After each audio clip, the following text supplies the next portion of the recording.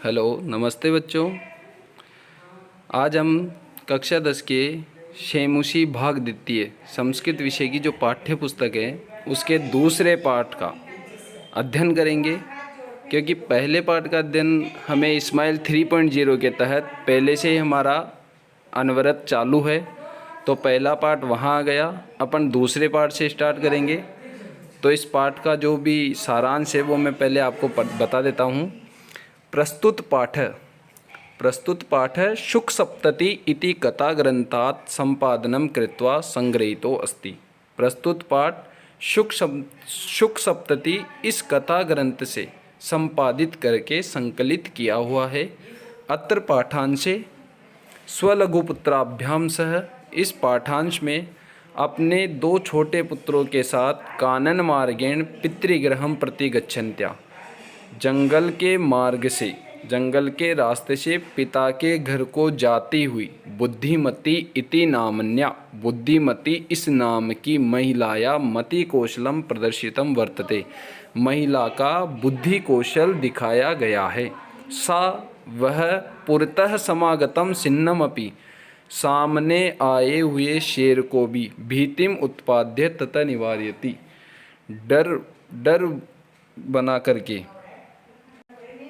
उसे भगा देती है, यानी उसमें डर, उसे भी डरा करके भगा देती है। इयम कथा नीति निपुणयो शुक सारिकयो संवाद माध्यमेन सद्वृत्ते विकासार्थम प्रेरयति। इयम कथा, यह कथा नीति निपुण शुक और सारिका की कथा के द्वारा, संवाद के द्वारा सद्वृत्ति का विकास करने के लिए प्रेरित करती है।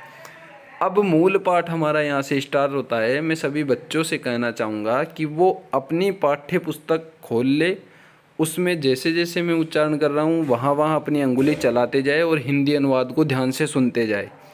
अस्ति देउल आख्यो ग्राम, कोई देउल नामक गांव था। देउल प्लस आख्यो, यहाँ पर संधि है। देउल प्लस आख्यो, आख्यो का मतलब होता है नामक, यानी देउल नाम का कोई गांव था। तत्र, वहाँ पर राजसिन्ह नाम राजपुत्र वसति स्म, वहाँ पर राजसिन्ह नाम का राजा का पुत्र यानी राजकुमार वसति स्म यानी रहता था।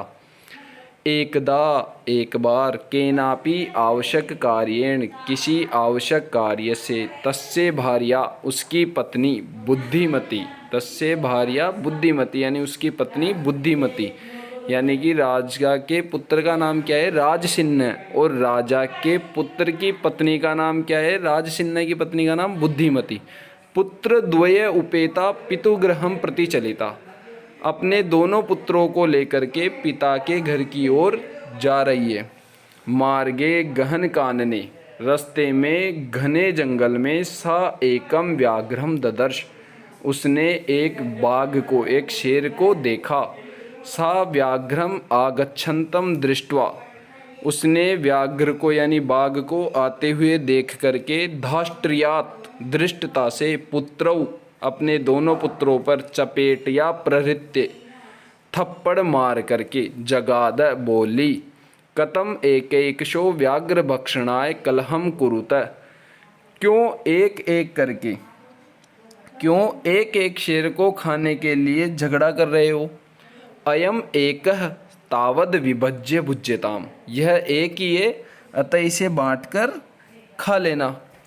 पश्चात अन्यो द्वितीय कश्चिद लक्ष्यते, बाद में दूसरा कोई और देखेंगे, ऐसा उसने कहा। ऐसा सुन करके, इति श्रुत्वा, ऐसा सुन करके, व्याघ्रमारी काचिद इयमिति, व्याघ्रमारी यानी शेर को मारने वाली कोई यह स्त्री, इति मत्वा, ऐसा मान करके, व्याघ्रो यानी बाघ, भय आकुल चित्तो नष्ट, भय से आकुल होकर के, व्याकुल होकर के भाग गया।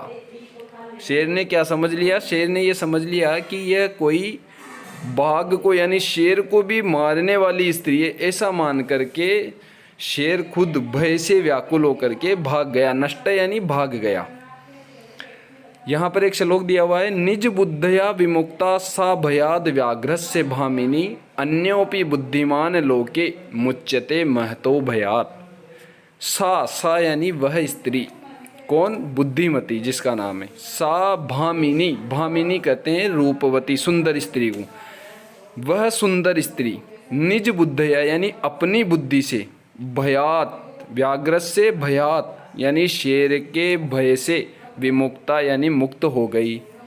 उसी प्रकार से लोके यानी संसार में, अन्योपि बुद्धिमान दूसरे जो बुद्धिमान है वो भी महतो भयात मुच्यते, महान भय से मुक्त हो जाते हैं। भय आकुलम व्याघ्रम दृष्ट्वा, भय से व्याकुल व्याघ्र को देख करके, कश्चित धूर्त श्रृंगाल हसन आह, कोई धूर्त श्रृंगाल हंसते हुए बोला, भवान कुतः भयात पलायित, कि आप किस डर से भाग रहे हो। व्याघ्र कहता है, गच्छ गच्छ जम्बुक त्वमपि कंचित गूढ़ प्रदेशम, कि अरे जम्बुक तुम भी किसी गूढ़ यानी गूढ़ प्रदेश में छिप चले जाओ।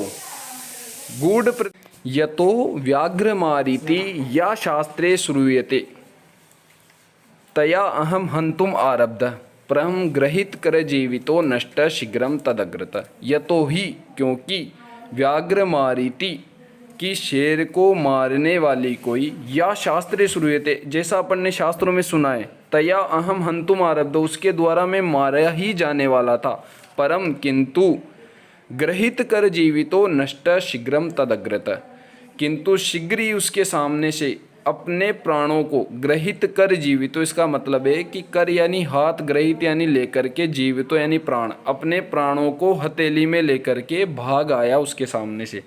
फिर श्रृंगाल कहता है, व्याघ्र अरे व्याघ्र त्वया महत कौतुकम आवेदितम, तुमने बहुत कौतूहलपूर्ण विषय को बताया है, यन मानुषाद अभी विवेशी, की तुम मनुष्यों से भी डरते हो।